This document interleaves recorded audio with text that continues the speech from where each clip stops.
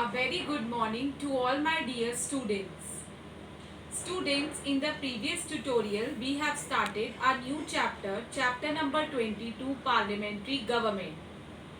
And I have shown you the video in that tutorial. Hope you have all seen it.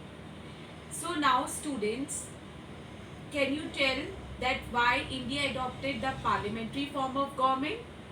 The first reason is due to its flexibility. Second, that people they can elect their own representative in this form of government.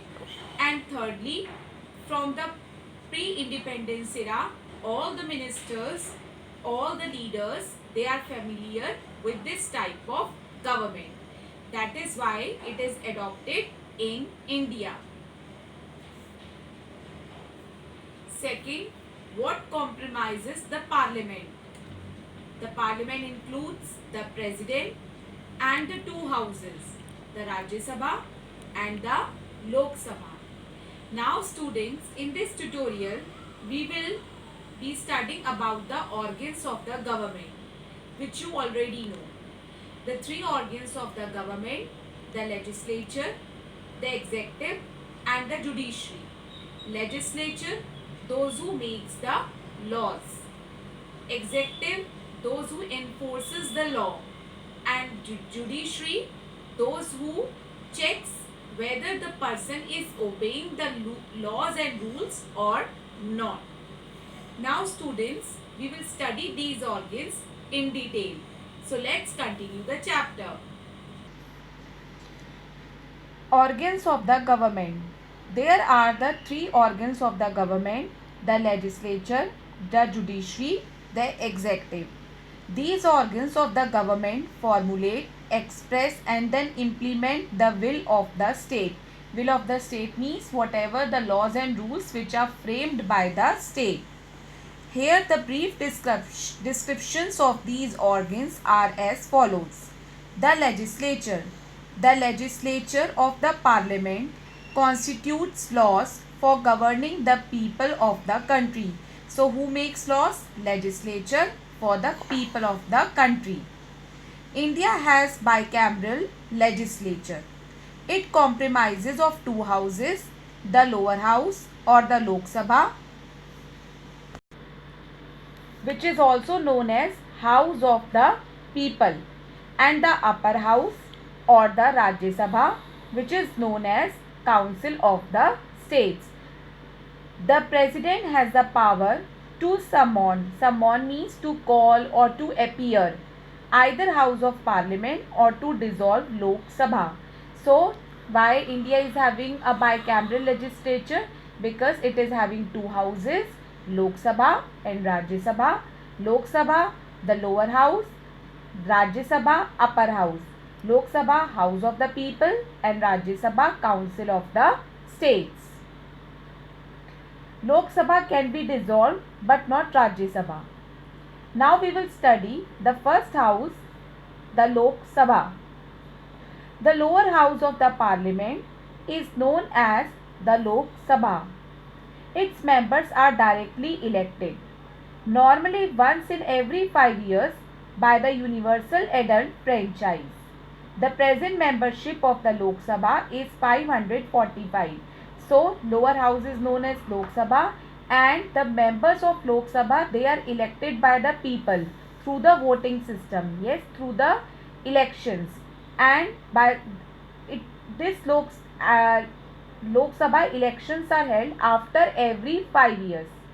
So and the political party who wins the majority in the Lok Sabha elections, they form the government.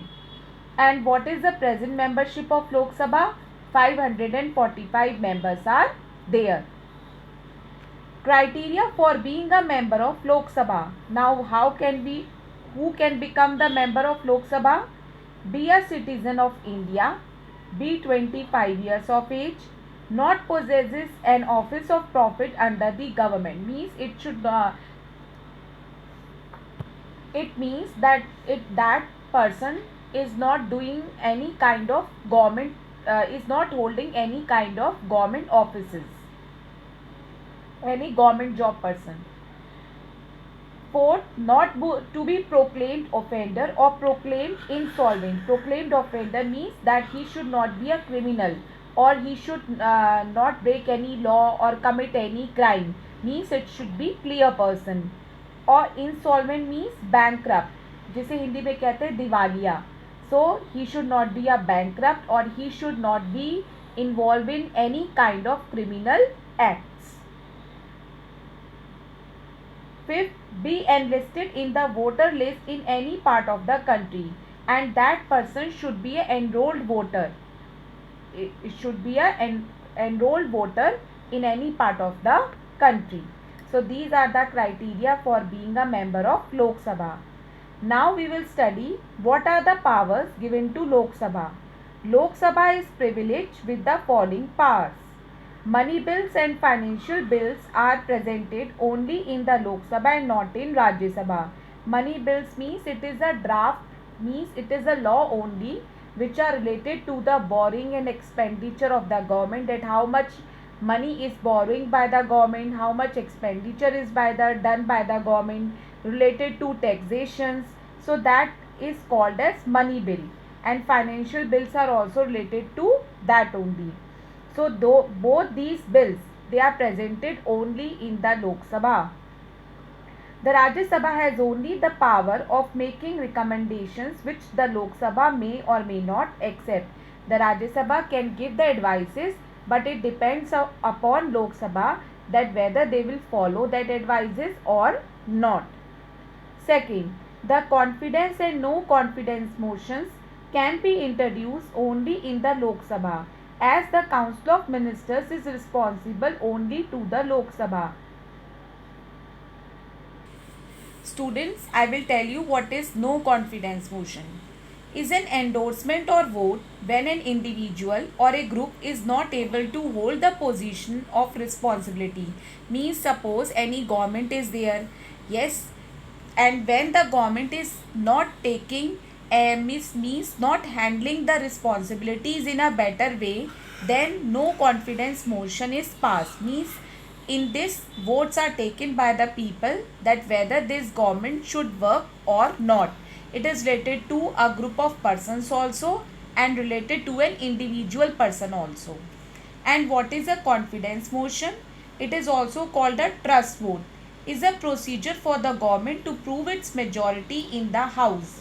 So this no confidence motion sometimes passed by the opposition party that the ruling party is not performing the work properly. Then the ruling party, they can pass confidence motion, means a trust vote, to prove its majority in the house. Means in this also votes are done. In this, party will have to prove its majority to form a government, and in this the party will, if the majority of the votes will in favor of the party, then it is a confidence motion, and if majority of the votes is not in favor of the ruling party, that will be the no confidence motion. Why it is passed only in the Lok Sabha? Because the Lok Sabha ministers, Council of Ministers, they are having full responsibility of the country. The Lok Sabha has a special power to disapprove the continuance of a national emergency proclaimed by the President. Sometimes national emergencies are declared by the President of India due to any threat, or if country is in danger by through any war, or it is to be attacked by another country, then sometimes President, what it declares a national emergency. Yes, so in that time also the Lok Sabha, they can disapprove the national emergency. If they want, then it can be continued, otherwise not. Even when the Rajya Sabha rejects such a resolution, Article 352. Now we will study the Speaker of the Lok Sabha. The chairman and vice chairman of the Lok Sabha are elected by its members. So only members, they elect chairman and vice chairman. They are popularly known as the speaker and the deputy speaker respectively. Generally, the speaker is elected from the ruling party. Ruling party means the party who wins the majority in the election, they become the ruling party. But once after getting elected, he or she has to act impartially. Impartially means that whatever thing is right, it has to be done. Means he should not, this speaker should not be in a favor of anyone. If ever the speaker is absent due to any reason, the deputy speaker conducts the proceedings of the Lok Sabha. The deputy speaker is usually elected from the opposition party. So deputy speakers are usually, many times it is elected from the opposition party. Opposition party means those who haven't win the elections, and ruling party, those who have win the elections and they having a government. So that is called a ruling party. So this speaker, they has to act impartially. That person should not be in a favor of either ruling party or the opposition party. Whatever thing is right, that has to be followed. The seats in the Lok Sabha are distributed between the states and the union territories according to the distribution of population. So seats are how they are distributed between the states and union territory on the basis of population. The quorum of the Lok Sabha is 1/10 of the total strength of its member.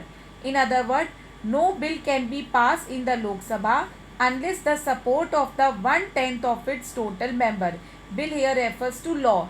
Any laws which are formulated for the welfare of the people can only be passed if 1/10 of the people is having a majority in the Lok Sabha, that yes, this law or this bill should be passed. First Lok Sabha elections were held in the year 1952 under the new constitution.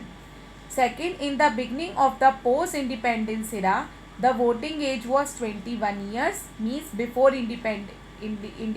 post-independence period time, and afterwards it is reduced to 18 years in the year 1988. Now we will study the next house of the parliament, the Rajya Sabha, which is also known as upper house or council of the states. So let's study. The Rajya Sabha is the upper house of the parliament. It has not more than 250 members. Out of these, 238 members represent the states and the UTs. UTs means union territories. Members of the Rajya Sabha are not elected by the people directly but indirectly by the legislative assemblies of the various states.